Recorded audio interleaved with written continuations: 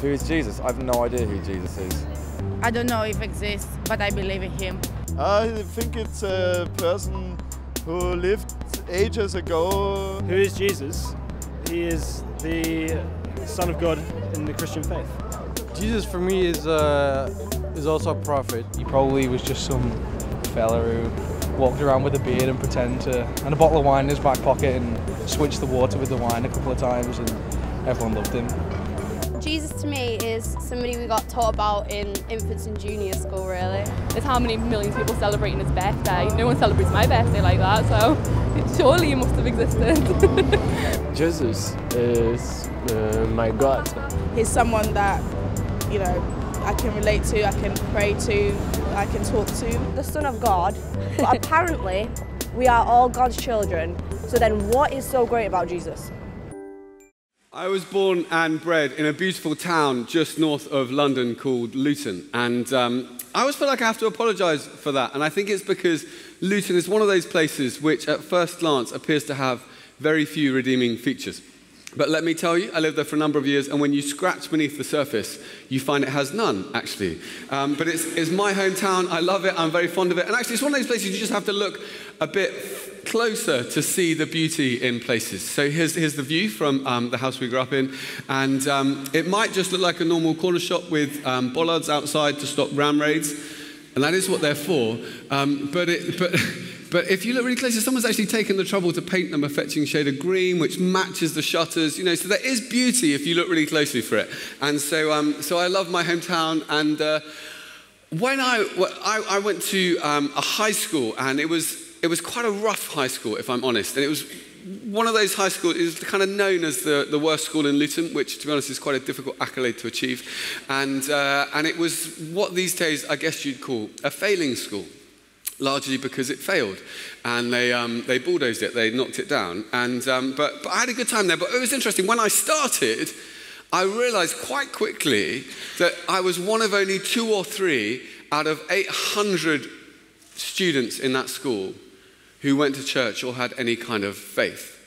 And it quite quickly became clear to me that even though my parents had been missionaries in China and then moved back to start a home there, and faith and church had been part of my life from a really young age, it became quite clear to me that other people didn't have this sort of stuff in their lives. You didn't have to believe these things. At the same time, all my friends at church stopped coming, they walked away from their faith, so I was forced to work out for myself what I really believed about Jesus, what I actually believed about Jesus. And there came a point where I had to make a decision for myself based on the evidence. Is all this stuff I've been brought up with real?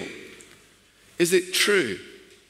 I couldn't just believe something that wasn't true. I couldn't just put my head in the sand and hope or pretend that it was true. I couldn't take some kind of blind jump of faith. I needed some evidence. For me personally, evidence has always been really important.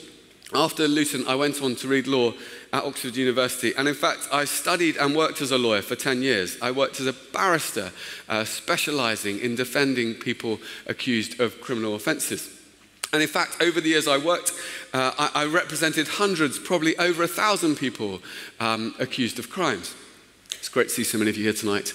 And I love what I did, but every day the question I asked was, what is the evidence about the events? How does the case stack up? The question I asked every day for years was, what is the evidence? And when it comes to who Jesus is, I'm convinced by the evidence. What evidence is there? Well, you can't prove Christianity mathematically. You can't prove it scientifically. Science, of course, answers the questions how and when. It doesn't answer the questions who and why. So suppose I invited you over to my house. We've just met, but you seem really nice. And as we come in, we go into the kitchen, and the kettle is boiling. It's a kettle. And you say, why is the kettle boiling? Now, I could answer that question in different ways. I could say, oh, well, the kettle's boiling because there's a heat source and there's a transfer in thermal energy across the container wall, passing into the fluid and causing an increase in the mean square velocity of the molecules in the liquid proportionate to the temperature. And when that hits 100 degrees Celsius, there's going to be a collective phase transition by which the condensed liquid expands into a gaseous state. could say that. Or I could say, when you say, why is the kettle boiling? I could say, well, because I put it on, because I wanted to make you a cup of tea, because I'd quite like to get to know you. The first answer tells you what's happening, how it's happened, but the second question tells you who and why. It tells you that I did it and why I did it. And there are some things that only the Maker can reveal, actually. Science is so important, it reveals how things happen, but it doesn't tell us who and why. And the questions who and why are a matter of faith, actually. It takes as much faith to be an atheist as it does to be a Christian, because you can't prove that there is no God scientifically, just as you can't prove that there is a God scientifically. It's a matter of looking at the evidence. And I want to look at the historical evidence. Scientific evidence isn't the only type of evidence. For lawyers, historical evidence is actually highly important. That's what you put before a jury. The jury weren't witnesses to the events. They weren't there when they happened. They have to listen to the historical evidence, listen to the witnesses, and every time they bring in a verdict, they have to take a step of faith based on the evidence. And I myself could not be a Christian if it required me to take some kind of blind leap of faith without any evidence. For me, it's a question of taking just a step of faith based on good historical evidence about the life, the death, and the resurrection of Jesus. Well, sometimes people say, well, hang on a second.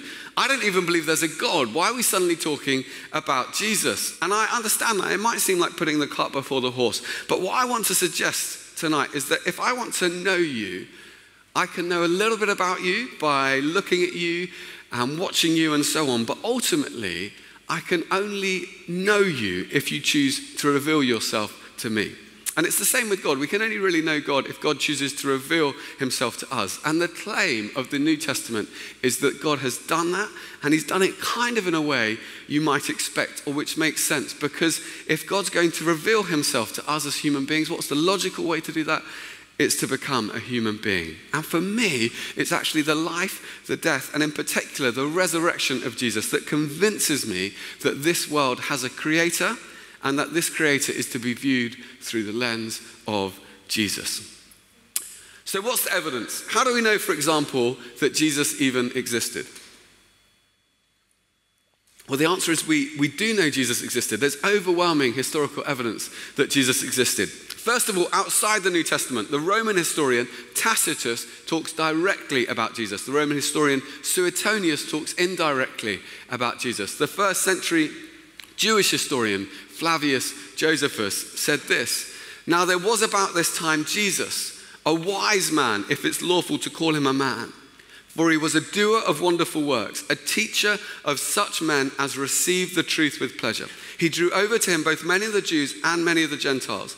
And then he goes on to talk about his crucifixion and his alleged resurrection. So there's evidence outside the New Testament that Jesus existed. But even more importantly, there's evidence inside the New Testament. And some people say, well, the New Testament was written a very long time ago. How can we know that what they wrote has not been changed over the years? And the answer is we can know very accurately through the science of textual criticism what the original writers wrote. And the way this works, essentially, the more manuscripts you have and the closer in time they are to the original, the more sure you can be about the original. So a few examples. Herodotus and Thucydides were both written in the 5th century BC. The earliest copy we have is AD 900. There's a 1300-year time lapse, and we have 8 copies of each, and no classical scholar would doubt their authenticity. Tacitus, there's a 1,000-year time gap, we have 20 copies. Caesar's Gallic War, there's a 950-year time lapse, 9 to 10 copies. Livy's Roman History, a 900-year gap, 20 copies. But when it comes to the New Testament, it is unique amongst ancient documents for the sheer number of manuscripts and the closeness in time to the original. So the New Testament was written between 40 and 100 AD, and we have manuscript evidence as early as AD 130 and full manuscripts by AD 350. And we have 5,309 Greek manuscripts, 10,000 Latin manuscripts, and 9,300 others. And that's why the classical scholar F.J. Hort, who's an expert in these things, said, in the variety and fullness of the evidence on which it rests, the text of the New Testament stands absolutely and unapproachably alone amongst ancient prose writings. And again, no secular historian would disagree with that conclusion. So we know from evidence inside and outside the New Testament that he existed. But who is he? Well, we know he was fully human. He had a human body. He ate, he drank, he sweated, he got tired, he suffered pain. He had human emotions, love, joy, sadness. He had human experiences, the experience of growing up in a family, of education, of having a job, of being tempted, of bereavement, of suffering, of being tortured, and ultimately the experience of death. And many today would say, well, okay, Jesus was a human being, but he was no more than a human being. Maybe he was a great religious teacher, but no more than that. So what evidence is there to suggest that Jesus was more than just a great religious teacher? Well, there are two parts to this argument, really, because the first part is, who did Jesus think he was? Because if Jesus didn't think he was anything more than a human being, a great religious teacher, then that's pretty much the end of the argument. And some people say Jesus never claimed to be God, and it's true, he didn't kind of go around with a t-shirt on saying, I am God.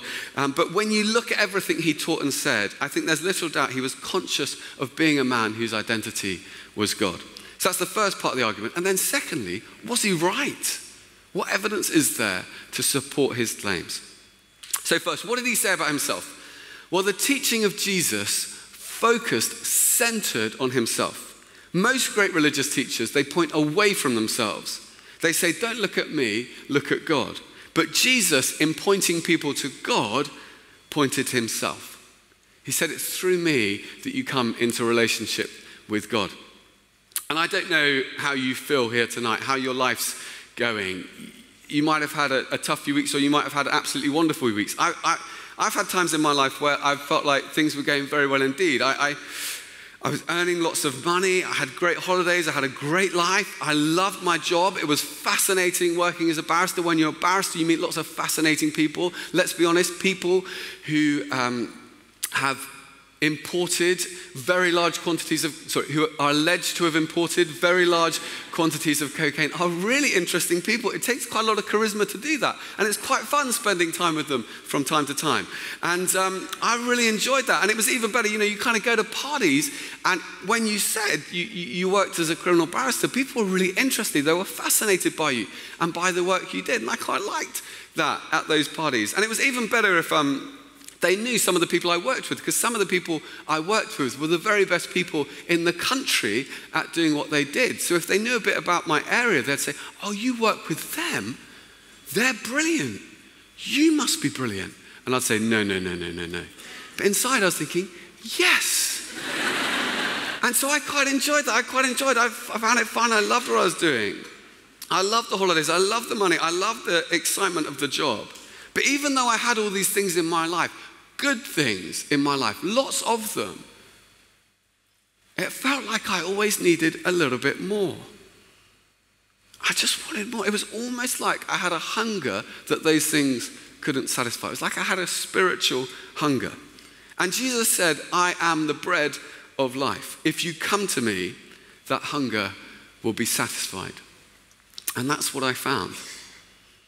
And then there was the stuff in my life that I didn't like and I still don't like. The bad habits, the stuff I find very addictive. And all sorts of things. Comparing myself with other people. Instagram, which is basically the same thing. I love Instagram, it's great, but you can kind of get sucked into this strange place where you're kind of constantly comparing your life with these other lives. And it can make you feel a little bit blue, because even though I love my life, you kind of think, oh, well, look at this other person's life. They're in the Maldives, and now they're in US Congress, and now they're doing this. Oh, and they met Barack Obama. That's amazing for them. And so glad they could share it with me. And it's great, but in a funny way, you kind of compare your behind the scenes with everyone else's highlight reel. And but there were lots of other things, and lots of things that I found addictive. And Jesus said, if the Son, talking about himself, if the Son sets you free, if Jesus sets you free, you'll be free indeed. And that's also my experience, that Jesus set me free from all sorts of stuff. A bad temper. Some things straight away. Other things, it was a longer process. And then there's stuff like guilt, worry, anxiety. I wonder if you've experienced, like I have, having a really, really difficult day at work when you've made a major mistake. or having an argument with a friend and thinking, actually, I'm not sure how that's ever going to be solved. And finding yourself just kind of waking up in the middle of the night, 2 o'clock, 3 o'clock in the morning, and sitting up in bed in the dark and thinking, is this going to be okay? Is this actually going to work out? And Jesus said, come to me, all you who are weary and burdened, and I'll give you rest. You'll find peace. Jesus said, if you receive me, you receive God. If you welcome me, you welcome God. He said, if you've seen me, you've seen God. And we've all probably come across people who perhaps don't have a huge amount of modesty and seem to think maybe that they're God's gift to the world, think maybe that to see what God looks like, they only have to look in the mirror. Perhaps you've got a boss like that, or an ex. And Jesus, who didn't have a trace of arrogance in his nature, said, if you want to know what God looks like, look at me. So firstly, his teaching was centered on himself. But secondly, his indirect claims. Jesus put himself in a position which only God could be in. For example, Jesus said to people he'd never met before, your sins are forgiven. I mean, imagine going around, like walking down the Brompton Road, just going up to random people, your sins are forgiven. And what kind of response do you think you'd get? Now, you could try it later on, see. But the lawyers said, wait a minute, to forgive those who sinned against others is something only God can do. Who do you think you are? And Jesus said, I've come to die for your sins, to make forgiveness possible. Right at the heart of Christianity is forgiveness. To be a Christian is to forgive the inexcusable in others because God has forgiven the inexcusable in me. And then the third piece of evidence is his direct claims, if you like. And we don't have time to look at all of them, but let's just look at one. And if somebody says to you, Jesus never claimed to be God, and you only had time to show them one verse, show them this one. And the background is that a claim tantamount to a claim to be God was considered blasphemy in the eyes of the religious leaders, and it was considered worthy of death by stoning. And Jesus says this in John 10:30. He says, I and the Father are one. And again they picked up stones to stone him. Then Jesus said to them, I've shown you many great miracles from the Father. For which of these do you stone me? We're not stoning you for any of these, they replied, but for blasphemy, because you, a mere human being, claim to be God. Those who were around him, those who heard him, those who actually opposed him, said, you're claiming to be God. They're in no doubt about what he was claiming, that he was God. And they said he deserved to die for it.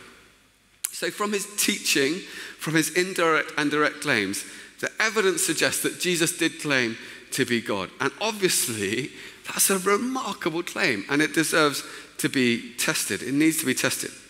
And it seems to me there are three possibilities. The first is it wasn't true, and Jesus knew it wasn't true, in which case he was an imposter, he was a fraudster, and he was an evil one at that. The second possibility is it wasn't true, but he really didn't realize it wasn't true. He genuinely thought he was God even though he wasn't. And we would call someone like that deluded or insane. But the only other possibility, the only other logical possibility is that it's true. C.S. Lewis put it like this. He said, a man who was merely a man and said the sort of things Jesus said wouldn't be a great moral teacher. He'd either be insane or else he'd be the devil of hell. You must make your choice. Either this man was and is the Son of God, or else he's insane or something worse. But don't let us come up with any patronizing nonsense about his being a great human teacher. He hasn't let that open to us. He didn't intend to. So was Jesus right in what he claimed? What evidence is there to support what he said? Well, the first thing to look at is his teaching. The teaching of Jesus is widely acknowledged to be the greatest teaching of all time. Love your neighbor as yourself. Do to others what you would have them do to you. And then this, completely revolutionary, he was the first to say it, love your enemies. I mean, Jesus' teaching has been the foundation, really, of our entire civilization in the West. Many of our laws were originally based on the teaching of Jesus. And then think about this. We have advanced in every field of science. Think about all the technological advancements, even of the last 10 years. Brain implants, nanotechnology, Tinder,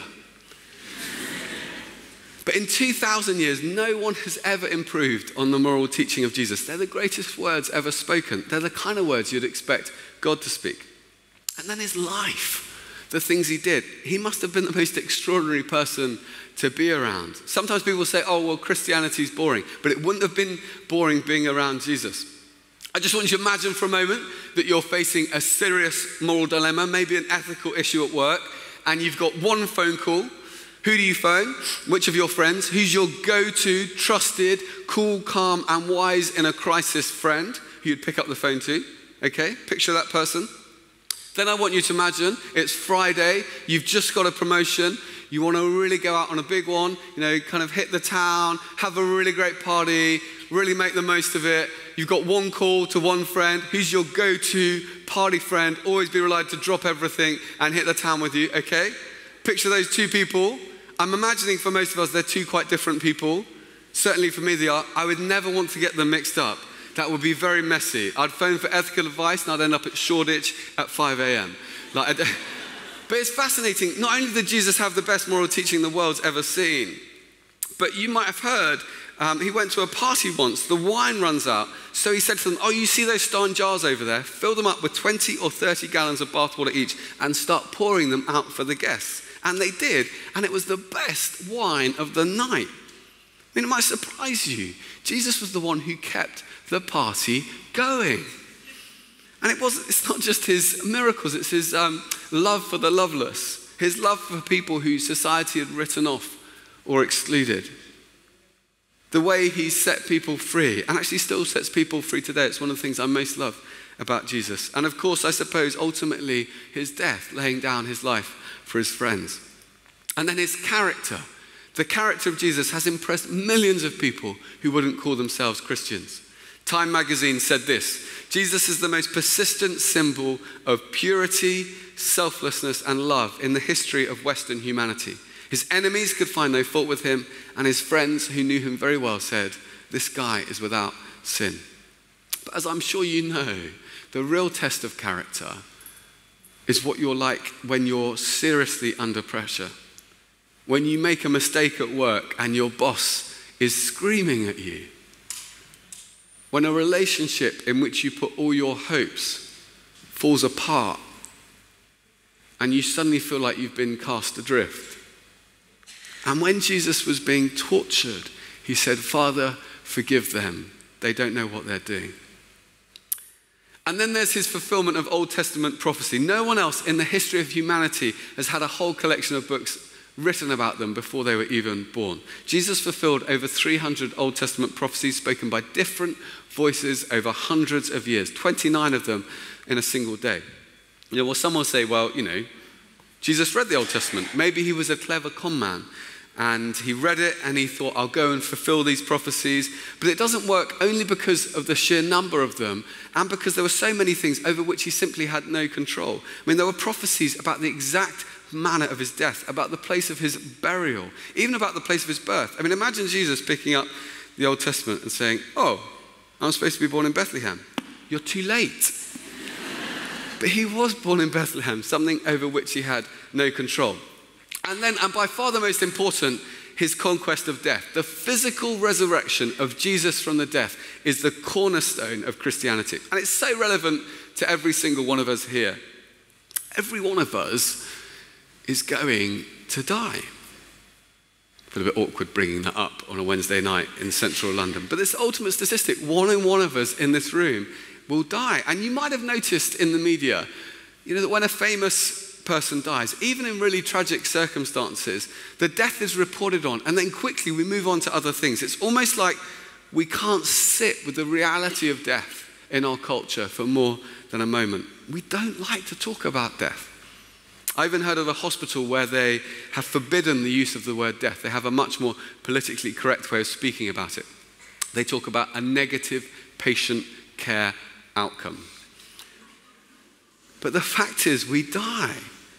And I'll never forget, actually, going to the funeral of my good friend Jamie, who died actually in really tragic circumstances.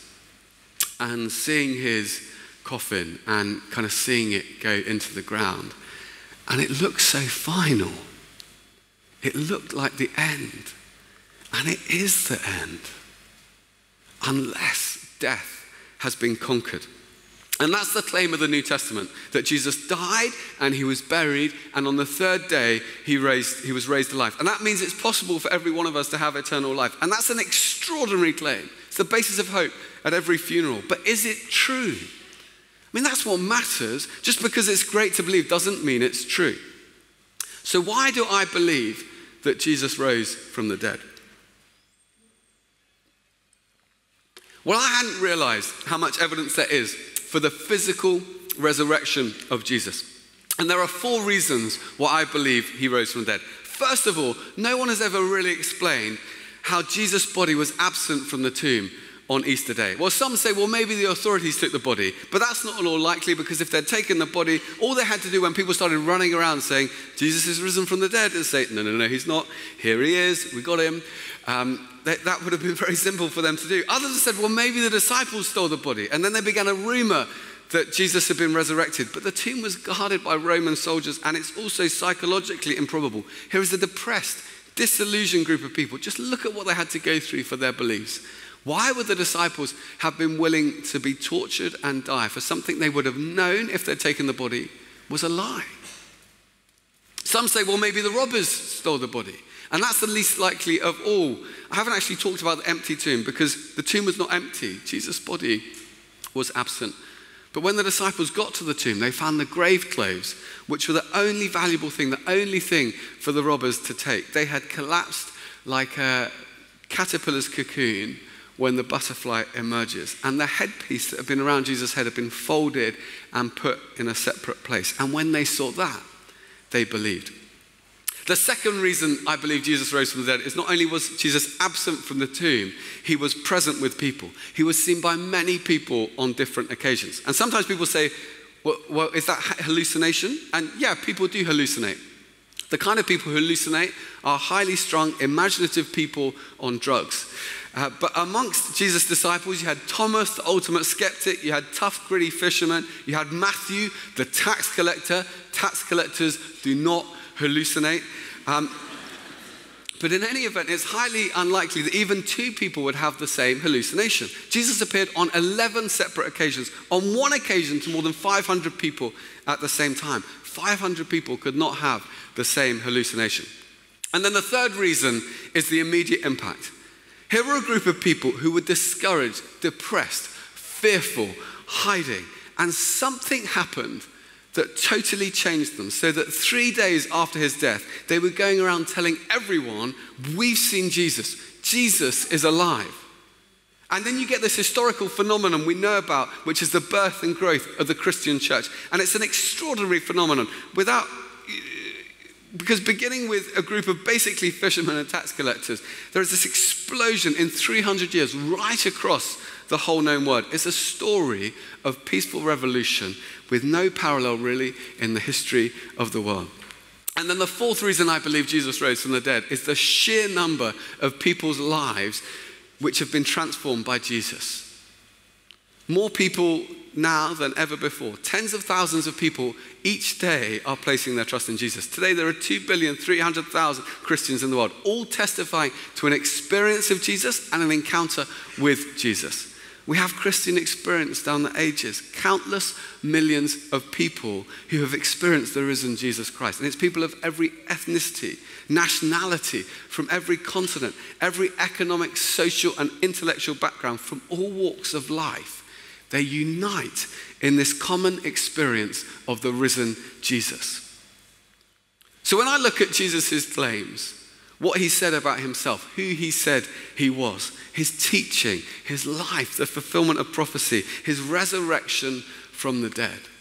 When I look at all those things, to say he was evil or deluded seems unbelievable and illogical.